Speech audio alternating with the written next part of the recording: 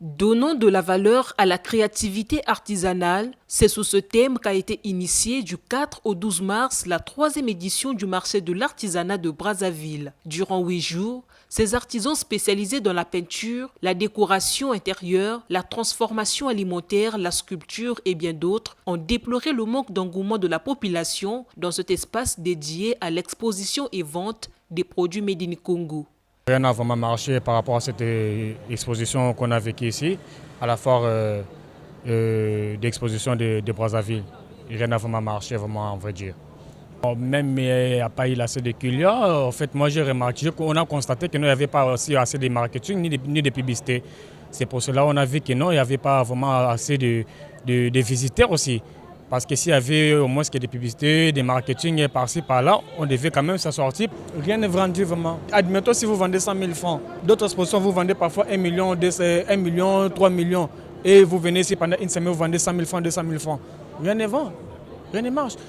Les gens n'étaient pas au courant, ils ne savaient pas qu'il devait y avoir une belle exposition comme ça. Donc les gens nous ont découvert par hasard. Bon, et puis compte tenu de la conjoncture aussi, les ventes n'ont pas explosé. Vraiment, nous n'avons pas tiré un grand bénéfice de cette exposition. Mais au moins, ça nous a permis d'être visibles et pour ça, nous disons merci. Pour la prochaine édition, je demanderai qu'il y ait plus de communication. Donc si le ministère peut par exemple faire passer l'information à la télé, mettre des dispositions dans les arrondissements, ça permettra à la population d'être au courant qu'il y aura un événement qui aura lieu. Et la population va se préparer aussi. Malgré la mévente, les 130 artisans venus de plus de 27 associations professionnelles et différents pays d'Afrique ont salué la volonté du ministère des Petites et Moyennes Entreprises et de l'Artisanat à valoriser le secteur de l'artisanat.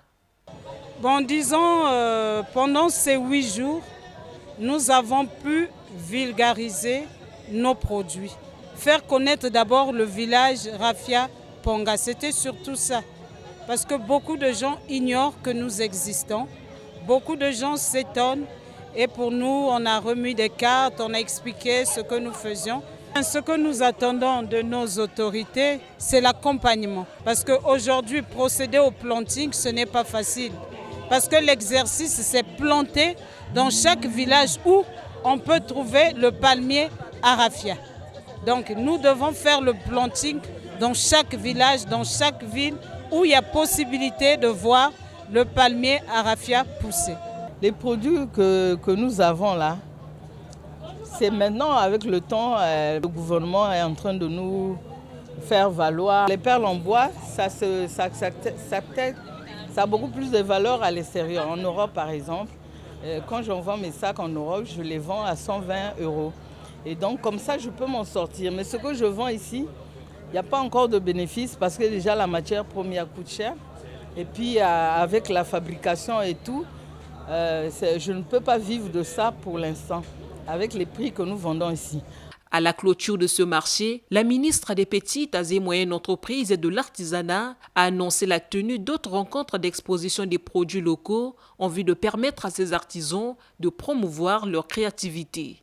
Nous pouvons consommer congolais, que ce soit de l'alimentaire, au vestimentaire, à la décoration, au cérémonial. Il y a tout pour que les Congolais trouvent chez eux ce qu'il faut. Je tenais déjà aussi à vous inviter. Ce n'est pas un adieu, c'est un au revoir. Nous avons des rendez-vous bientôt. J'espère qu'on va tous se retrouver et qu'on se prépare pour la foire internationale de l'artisanat du Congo parce que là, nous allons avoir des invités internationaux qui viendront de plusieurs pays. Il faut avoir du stock, il faut avoir de la qualité, il faut qu'il y ait de la visibilité avec des très beaux stands. Et je compte sur mes champions que vous êtes, sur les champions de la République que vous êtes, pour que vous puissiez faire rêver les étrangers qui vont venir. Et nous avons d'autres échéances au niveau international. Nous avons le Brésil qui pointe à l'horizon. Nous avons la foire de Paris qui pointe à l'horizon. Nous allons encore vous trouver d'autres occasions pour aller vous exprimer à l'étranger, comme sur le territoire national, que ce soit à Brazzaville, à Kinkala ou à Ouesso, nous irons tous ensemble. Dans le cadre de ses missions de promouvoir l'entrepreneuriat artisanal, la ministre Jacqueline Lydia Mikolo entend renforcer son action en faveur de l'éclosion des artisans locaux.